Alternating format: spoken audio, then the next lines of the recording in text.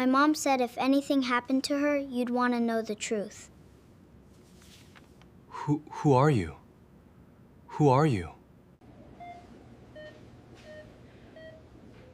You have some nerve showing up now. I'm reading it now.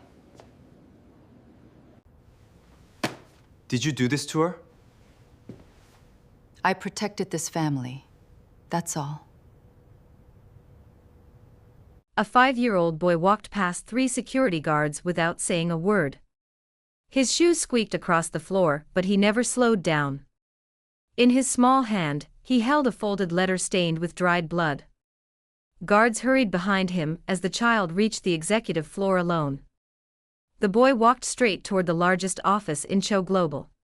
He had never visited before or met the man inside. Yet his mother had taught him one name for emergencies. His father. Jihoon Cho looked up from his desk, ready to call security, until he saw the boy's eyes. Dark brown. Steady. Frightened but determined. They were Jihoon's own eyes staring back at him from a face he did not recognize. He set down the letter. Mom said if anything happened, you would want the truth. If this story has you holding your breath, subscribe now and tell me in the comments where you are watching from. This is the beginning. Jihoon stared at the envelope. His name was written in handwriting he recognized immediately. Amara Bell. 5 years had passed, but he still remembered it perfectly. What is your name? He asked. Noah. How old are you, Noah? 5. I turned 5 in March. The room seemed to tilt. Jihoon silently counted the months, hoping the answer would change. It did not. Noah had been born almost exactly 9 months after Amara disappeared. 5 years earlier, Jihoon had stood in a boardroom and called Amara a thief before every executive who worked for him. Documents across the table appeared to show that she had diverted money meant for a children's hospital wing. There were transfer orders bearing her signature, emails from her account, and suspicious security footage from finance. Amara stood alone while whispers moved around her. She never shouted or begged. She simply looked at Jihoon, the man who had promised to trust her, and asked one question. Do you believe this, or do you believe her? Everyone knew she meant his mother. Madame Cho had delivered the evidence that morning, and insisted Amara had used their relationship to enter the company. Jihoon, grieving his father, was too afraid to question her judgment. He looked at the signatures instead of the woman he loved. The evidence is clear. Something inside Amara's expression broke. She removed her company badge, placed it on the table, and walked out. By sunrise, her apartment was empty and her phone disconnected. For 5 years, Jihoon told himself Amara had chosen money over him. He convinced himself that the woman who laughed at his jokes and steadied him through his father's funeral had used him. That lie was easier than asking why she never spent the money, or admitting he never searched. Now his son stood inside his office. Jihoon opened the blood-stained letter with shaking hands. The first page was dated the night Amara vanished. Jihoon, if you are reading this, then I was not able to keep our child safe on my own. His breath stopped. It was not a confession. It was a warning. Amara described a woman who visited her apartment 1 week before the accusation. The stranger knew about her pregnancy and warned her to leave quietly or watch Jihoon's career, his family name, and their unborn child be destroyed. Amara refused. 2 nights later, someone broke into her apartment. She escaped down the fire stairs after cutting her palm on glass, staining the letter with blood. She planned to give it to Jihoon, but the accusations appeared first and changed everything. At the bottom, she had written an address 3 states away. Where is your mother now? Jihoon asked. Noah lowered his eyes. She got another message. She left me with Auntie Grace last night and said she would be back before morning. She did not come back. Mom once told me that if she ever disappeared, I should bring you this. Jihoon rose so quickly that his chair struck the window. He cancelled every meeting, told security to trace the message, and took Noah's hand. Within an hour, they were flying to the address with Grace Okafor. They found Amara that evening at the hospital where she worked.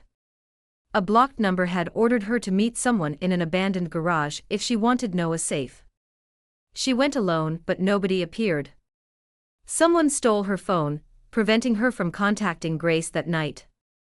Jihoon saw her leaving the pediatric ward in navy blue scrubs, laughing gently with a little girl in a wheelchair. Time had changed her. Her curls were tied in a low bun, and exhaustion rested beneath her eyes, but she felt familiar. Then she saw him. Her smile vanished. She looked at Noah beside him, checked him quickly for injuries, and pulled him into her arms. "What are you doing here?" she demanded. "He came to find me," Jihoon said. Amara rose, keeping one hand on her son's shoulder. "You have some nerve showing up now." Jihoon held up the letter.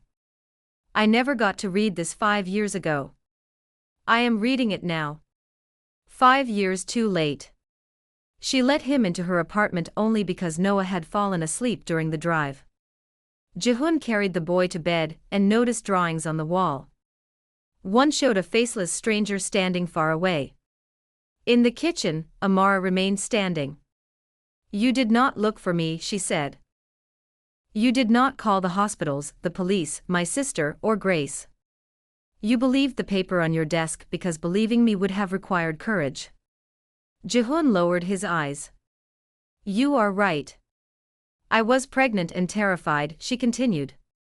"For months, I believed you would discover the truth and come. Then Noah was born, and I stopped waiting.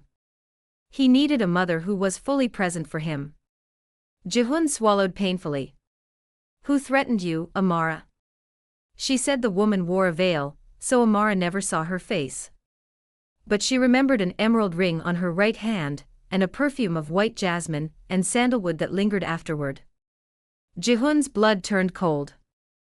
His mother had worn that perfume every day for 20 years. The emerald ring had belonged to his grandmother. Grace entered with a storage box she had protected for 5 years.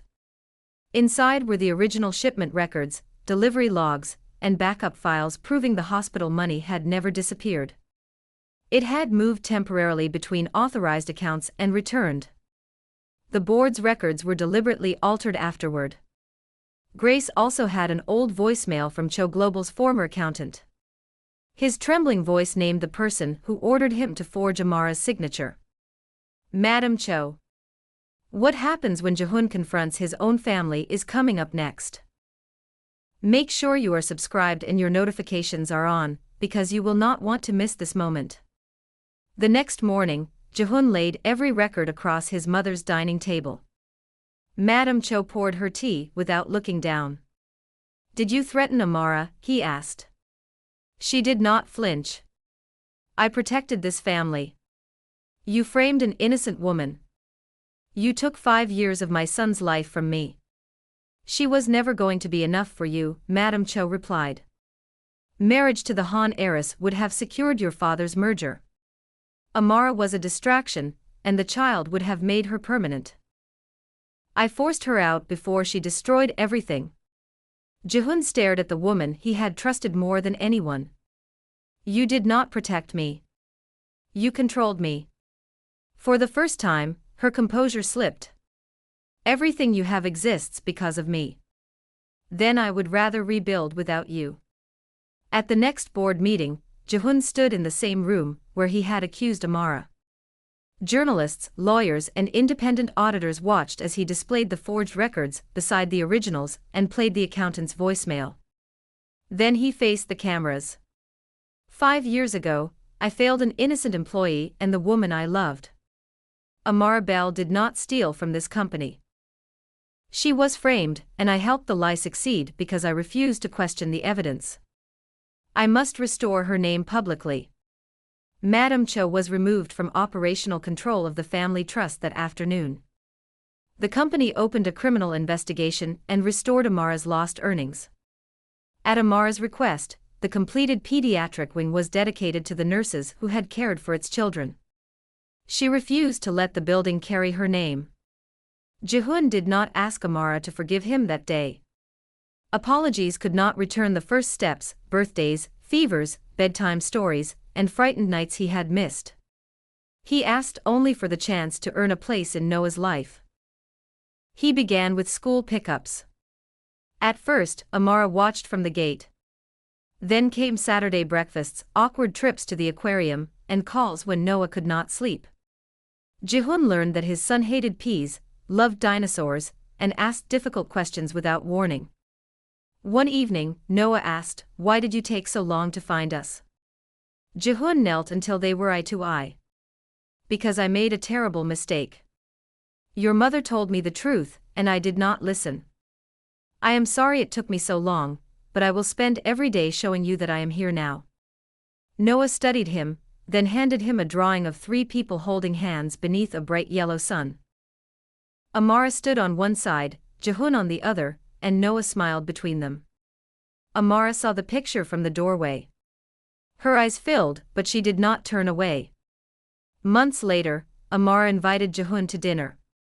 He arrived without diamonds or promises. He brought an old grocery list she had written on a receipt, the only piece of her handwriting he had kept until the letter returned. "I cannot ask you to forget," he said. "I only hope that one day, when you look at me, you will see more than the man who failed you." Amara was silent for a long moment. Then she moved the empty chair beside her. "Sit down," she said. "Dinner is getting cold." It was not forgiveness. Not yet. But it was a beginning.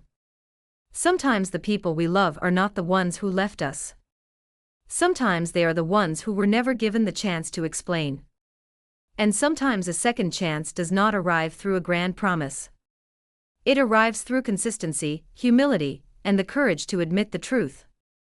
If this story moved you, hit subscribe and turn on notifications so you never miss the next story on Empire City Romance Stories. Like this video and tell me in the comments, do you think Amara should forgive Jihoon? And where in the world are you watching from tonight? See you in the next story.